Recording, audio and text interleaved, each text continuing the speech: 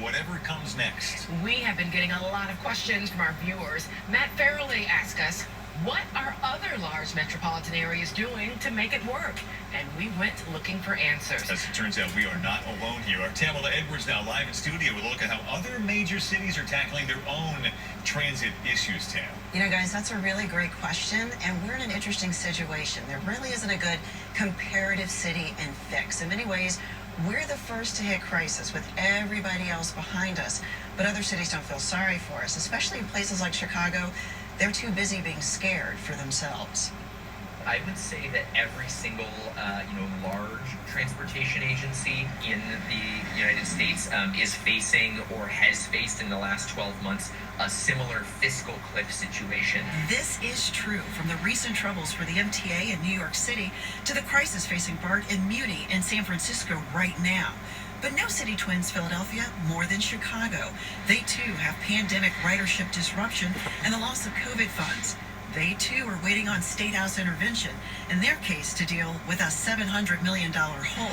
And they too are facing a slash in service, perhaps by as much as 40% come January. So that means that right now our transit agencies are planning for all the cuts and fare increases that Philadelphia is about to roll out. And they would be devastating. Chicago doesn't have our partisan drama. All its top lawmakers are Democrats, but no one wants to be blamed for hiking already high sales taxes and fares.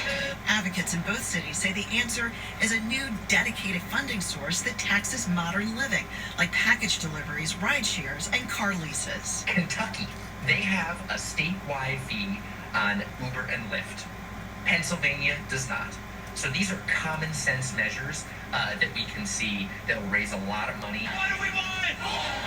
When do we want it? We have been talking to the advocates in Philadelphia who are working so hard on this. And I feel like we're sister cities in this. And the hope, of course, is that it's not disaster here that gets them to solutions elsewhere.